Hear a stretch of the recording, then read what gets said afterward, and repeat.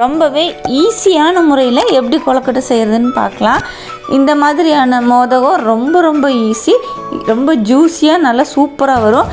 Beginners கூட failure ஆகாமல் ரொம்பவே ஈஸியாக செய்யலாம்.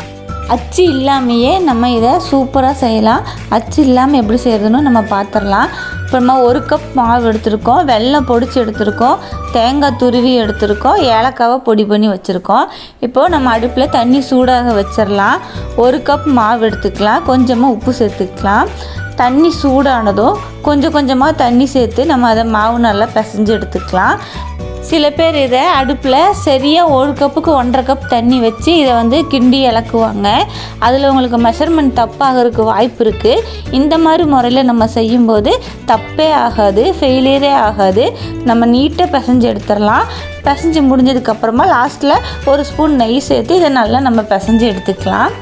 மாவு நல்லா சாஃப்டாக இருக்கும். இப்போ நம்ம துருவி வச்சுருந்த தேங்காயில் பொடி பண்ணி வச்சுருந்த வெல்லத்தையும் ஏலக்காய் பொடியும் சேர்த்து 1 ஸ்பூன் வச்சு நல்லா மிக்ஸ் பண்ணி எடுத்துக்கலாம். அடுத்ததாக நம்ம இந்த அச்சில் லேசாக எண்ணெய் தடவிக்கலாம். மாவை சின்ன உருண்டைகளாக உருட்டி இதுக்குள்ளே வச்சு அமுத்தி நம்ம உள்ளே நல்லா குழி வர மாதிரி இந்த மாதிரி நல்லா ப்ரெஸ் பண்ணி விட்டுக்கலாம். மாவு லேசான லேயராக இருக்கணும், அப்போ தான் சாப்பிடும்போது நல்லாயிருக்கும். நீங்கள் ரொம்ப மொந்தமாக போட்டுறாதீங்க. இப்போ நம்ம செஞ்சு வச்ச பூரணத்தை உள்ளே வச்சு கீழே இந்த மாதிரி மாவை வச்சு அமுத்தி விட்டு நல்லா ப்ரெஸ் பண்ணி எடுத்தோன்னா சூப்பரான நம்மளுடைய மோதக்கு ரெடி ஆயிரும். இதை மெதுவாக ஓப்பன் பண்ணாலே போதும், அவ்வளோ அழகாக நம்மளுடைய மோதக்கு ரெடி ஆகிருக்கும். இது செய்கிறது ரொம்ப ரொம்ப ஈஸி.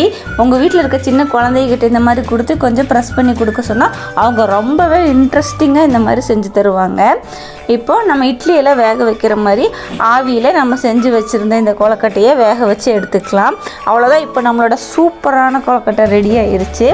இதை அச்சு இல்லாதவங்க ஒரு கவரில் இந்த மாதிரி வச்சு தட்டிட்டு அதுக்குள்ளே நம்ம செஞ்சு வச்ச பூரணத்தை போட்டுட்டு நம்ம கவரை மட்டும் லேசாக தூக்கி மடக்கி கொஞ்சமாக ப்ரெஸ் பண்ணோன்னு சொன்னால் இந்த டிசைனில் இருக்கக்கூடிய கொழுக்கட்டையும் ரெடி ஆயிரும். இந்த மாதிரி நம்ம அச்சு இல்லாமையும் செஞ்சுக்கலாம். இதையும் அதே மாதிரியே ஆவியில் வேக வச்சு எடுத்தோம்னா இதுவும் ரெடி ஆயிரும். இப்போ பாருங்கள், சூப்பரான நல்ல ஜூஸியான கொழுக்கட்டை ரெடி ஆயிடுச்சு. உங்களுக்கு வாழை இலை இருந்துச்சு சொன்னால் நீங்கள் வாழை இலையில் வச்சு மடக்கி இந்த மாதிரி வேக வச்சா சொன்னால் அந்த இலையுடைய வாசமும் ரொம்ப மணமாக இருக்கும். அதை இலையடைன்னு சொல்லுவாங்க. இந்த வீடியோ உங்களுக்கு பிடிச்சிருந்தா மறக்காமல் ஒரு லைக் மட்டும் பண்ணிடுங்க. தேங்க்யூ ஃபார் வாட்சிங்.